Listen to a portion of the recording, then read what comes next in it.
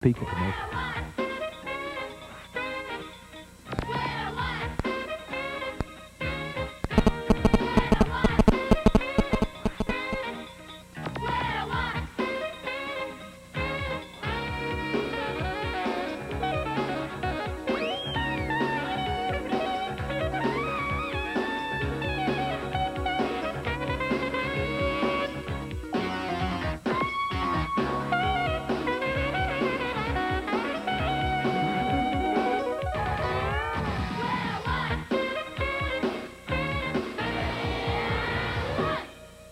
Yes.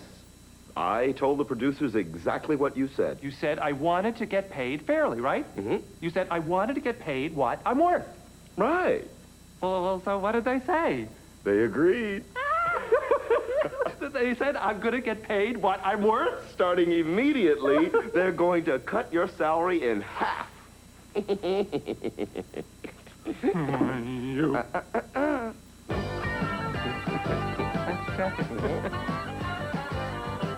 Someone once said, build a better mousetrap and they'll beat a path to your door. Now let's meet America's only TV host whose walkway is overgrown with weeds.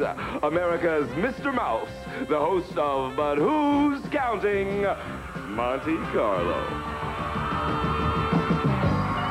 Welcome to the only quiz show that doesn't make you struggle with tough decisions about a new car or a trip to Cleveland.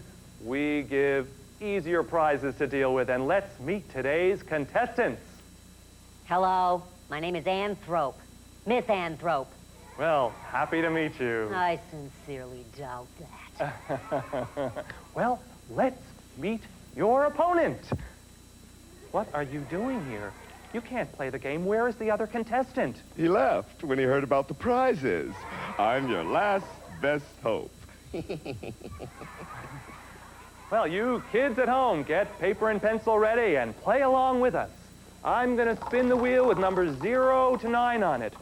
Your job is to place each number on the place value holder, and the object of today's game is to make the largest possible 5-digit number.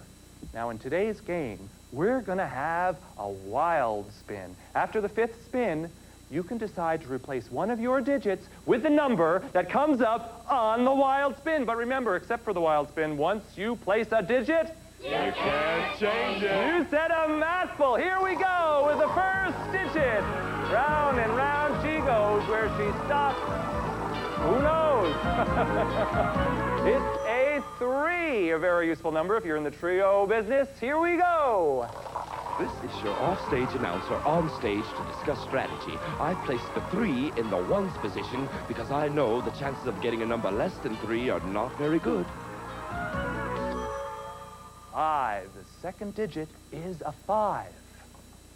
Remember, we're looking for the largest possible 5-digit number, and the third digit is a 2. Place your 2. My 523 isn't as big as it could have been.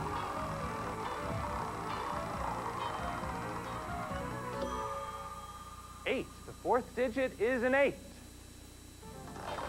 It's possible that Miss Anne has 532. If so, my only chance of winning is by placing the 8 in the thousandth position in hopes of coming up with a 9 later. If I do, I'm chilling out as the winner. It's a 7. Contestants, put it in your place value holders. All right, this is the moment we've been waiting for. This is the 6th spin, the wild spin. If you decide you want to replace one of your digits, pull it off now. Okay, so I didn't get the 9, but I've got one spin left. I can replace the 7 and desperately hope for a 9 now for the big win.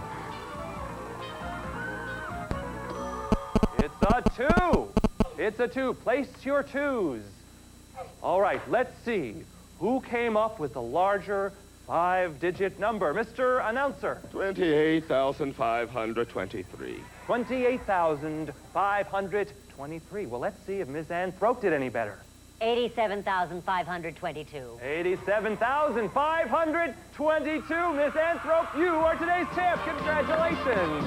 Well, Mr. Announcer, you're a good announcer, but you're a bad player. I know a secret about you. What might that be? Your car is in the parking lot with a flat tire. Well, that's all the time we have for today. To our runner-up goes a pair of running-up shoes. And to our winner, a semi-automatic kitchen match. Thanks for watching, and may the math be with you. Bye-bye.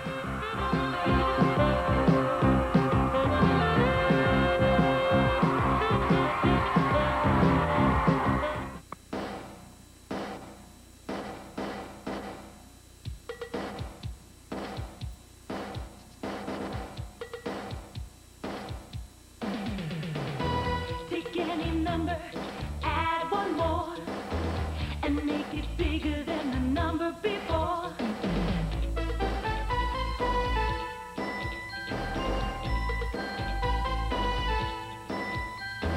What would you say if I walked around the world? The world? That's not infinity. What would you say if I counted every grain of sand? Every grain? That's not infinity. What would you say if our record sold more copies than all the stars could hold? No, no, no. That's not infinity. That's not infinity. Infinity, there is no end. Just add one more and you extend. Infinity, there is no top. Whole numbers never stop. Infinity, keep building up. Infinity, keep building up. What would you say if I read every word in the library? Every word? That's not infinity. What would you say if I counted every note I ever played? Every note? What would you say if I danced more steps than anyone ever danced before? No, no, no. That's not infinity. That's not infinity. Infinity, there is no end. Just add one more and you extend. Infinity, there is no time. Our numbers never stop. Infinity, keep building up. Infinity, keep building up. Take any number, add some more, and make it bigger than the number before. Yeah, play it!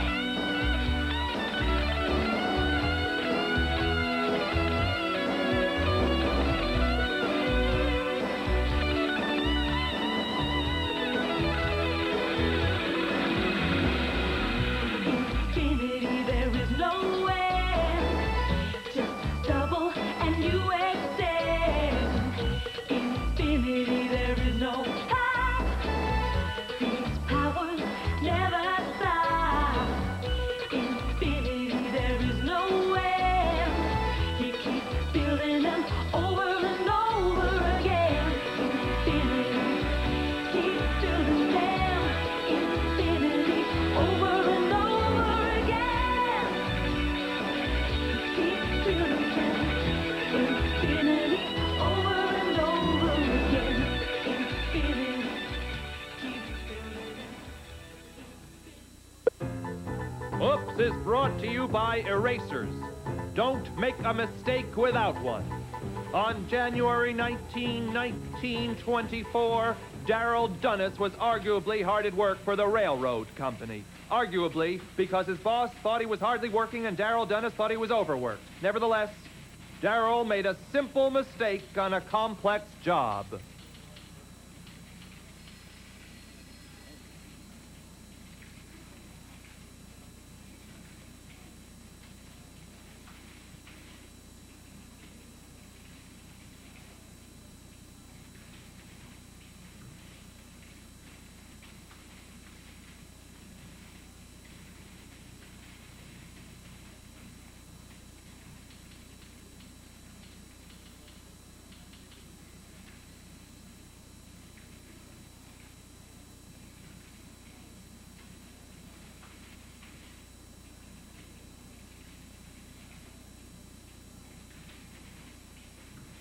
Because of that tiny mistake, just look what happened.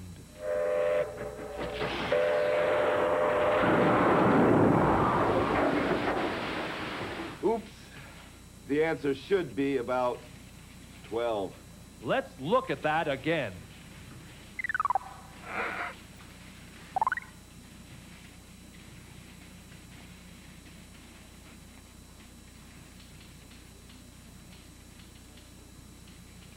If I had done it right the first time, maybe this wouldn't have happened. Oops was brought to you by erasers. Don't make a mistake without one. The story you are about to see is a fib, but it's short. The names are made up, but the problems are real. It was Monday, 9:43 a.m., and the weather had turned unseasonably chilly in the Big Apple. The muggers in Central Park were wearing mittens. The roller skaters on Broadway were thinking of changing to hockey skates, and hot tomato soup was being billed as gazpacho at the fashionable bistros along 3rd Avenue. We were working the day watch out of Mathnet. My partner is George Frankley. The captain is Joe Greco. My name is Monday. I'm a mathematician.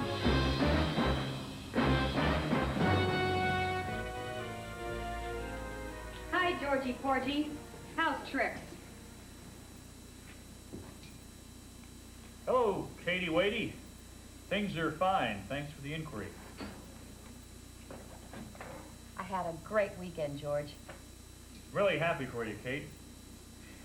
Do you know how many miles of subway track there are in New York? Ask me why my weekend was so great, George. 354 kilometers. That's almost 220 miles. Why was it so great? What are you reading? It's a guidebook about New York City. The Statue of Liberty is 151 feet high. Because I spent it with an old college friend, How old? Eve Adams. Uh-huh.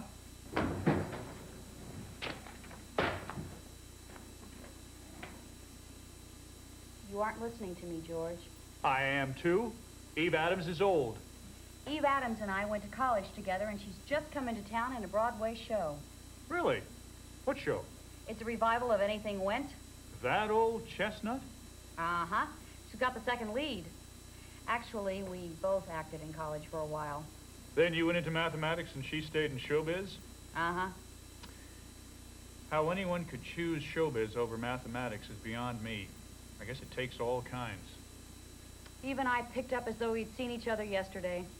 I thought you said you did see each other yesterday. You know what I mean.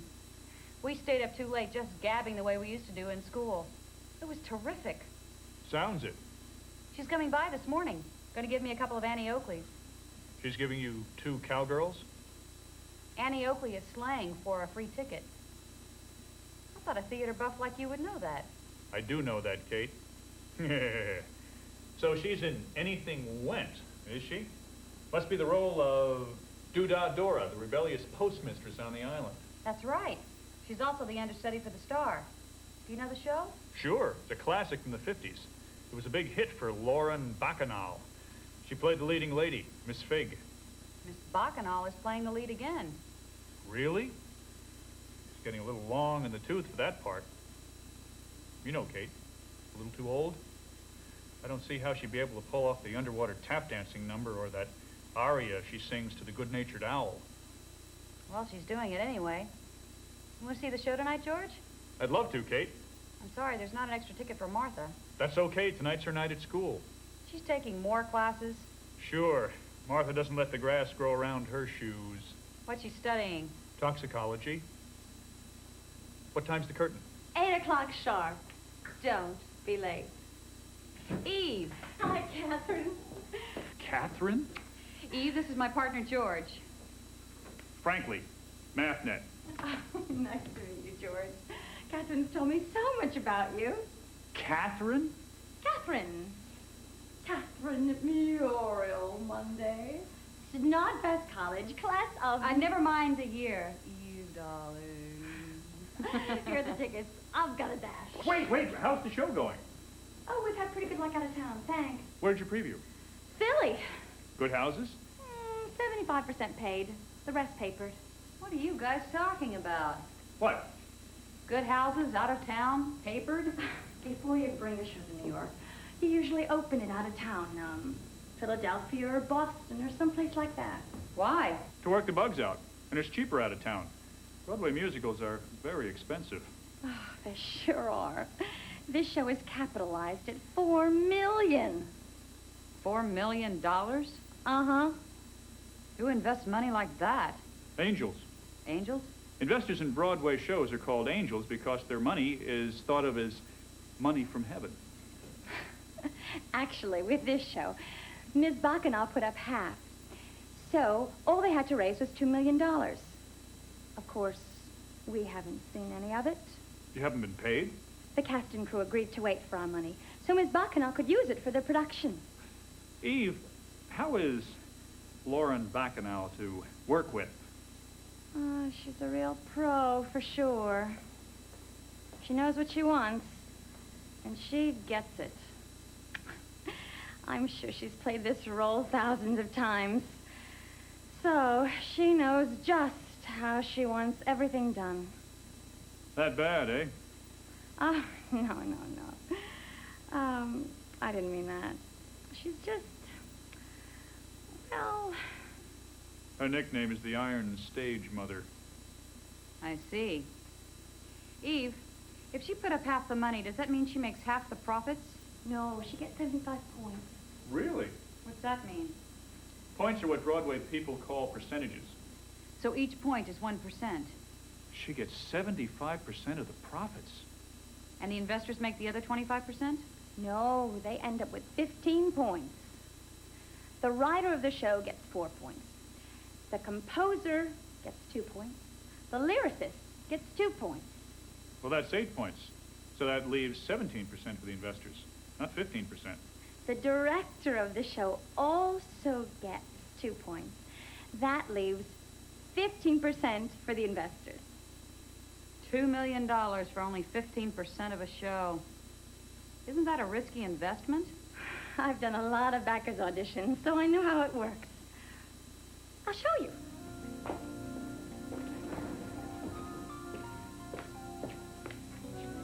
The theater seats 1,000.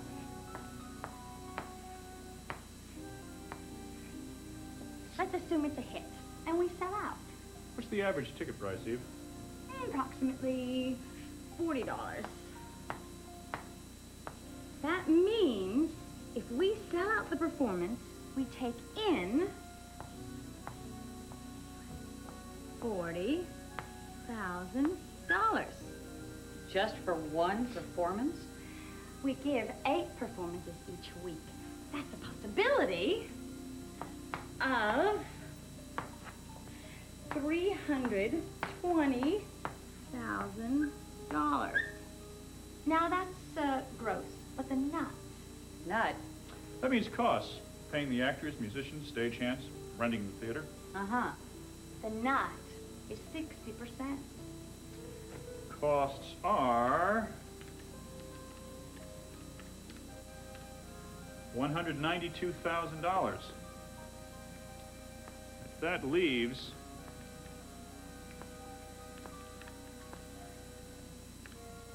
$128,000 a week profit. That's more than I make. You know how much you'd make if you're sold out for a year? 52 weeks, $320,000 a week, $16,640,000. Wow. Wouldn't take that long to make your $2 million back. That's gross, though. Right. Deduct the nut. The profit would be $6,656,000 a year.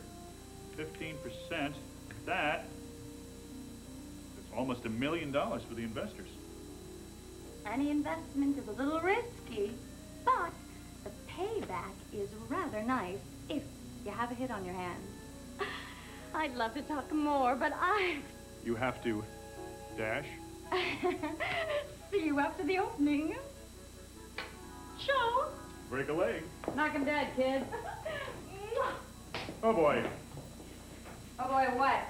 Oh, boy, this is going to be fun. Catherine.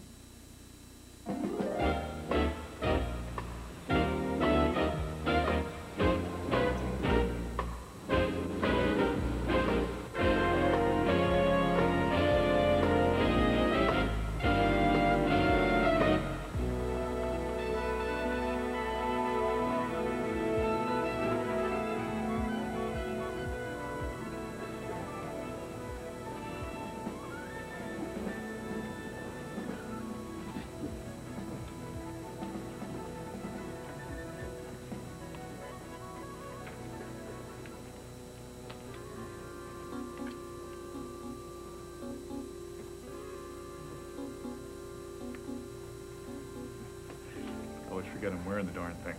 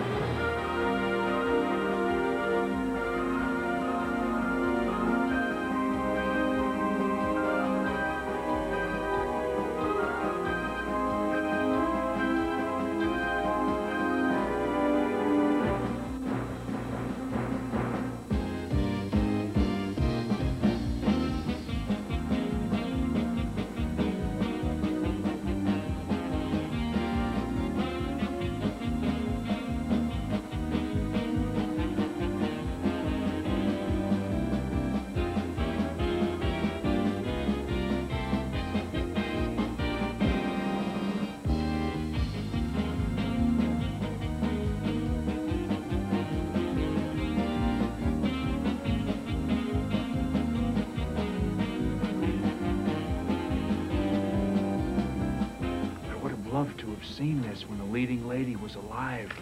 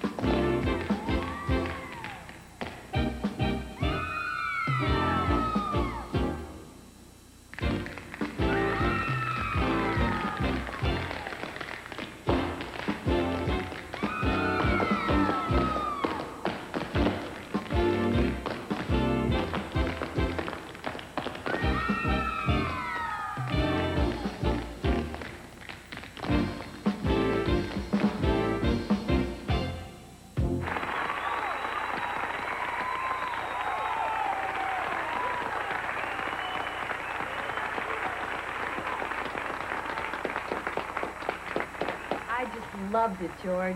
It was a blast from the past. Let's go to Sardi's. And wait for the reviews?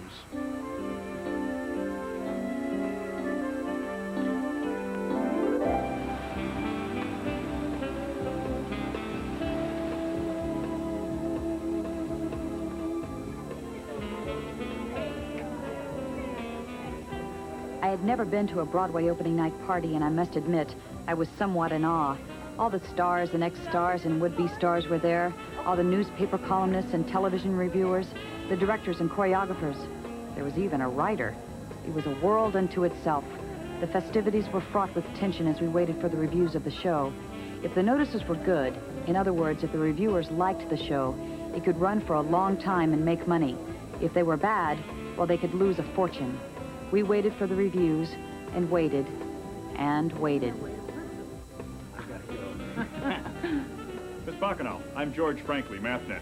I'm so sorry. Just like to say, I enjoyed your performance. Thank you. And now I know you have to leave. Oh, no. Martha's got a class. I just assumed you had to have your clothes back by midnight. Darling! What? She as charming as we thought. Charming her. Having a good time?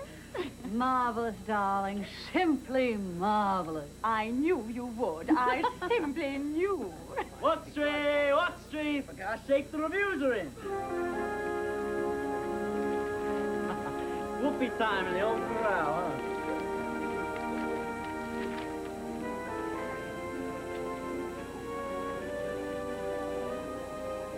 Ooh, Clive loved it in the Post. Frank liked it a lot in the Times. Mustafa quelled in the Voice.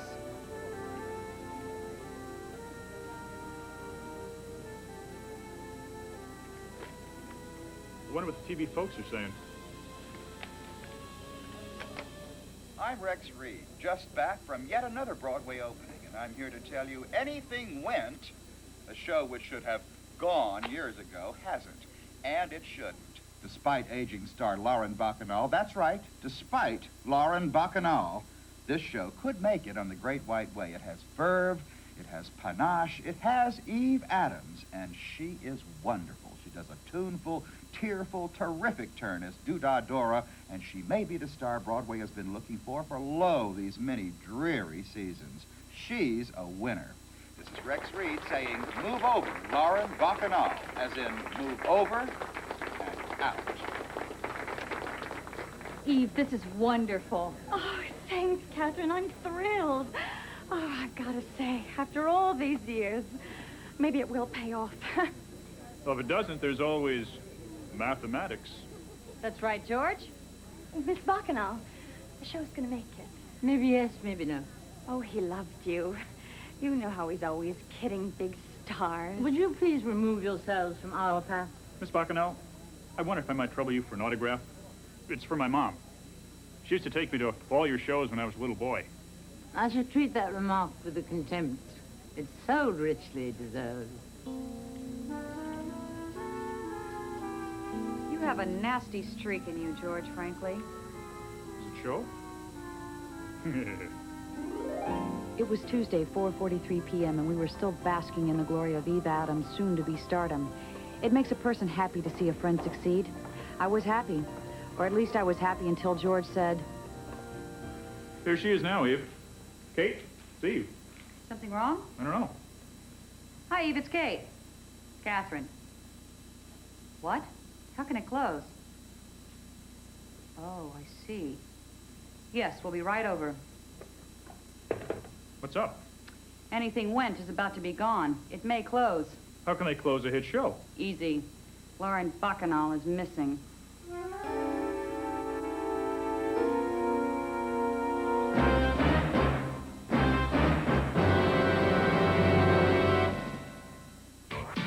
"100% of Square One TV is a production of the Children's Television Workshop. For a complete set of Square One TV teacher resources, send a check for $9.95 to CTW School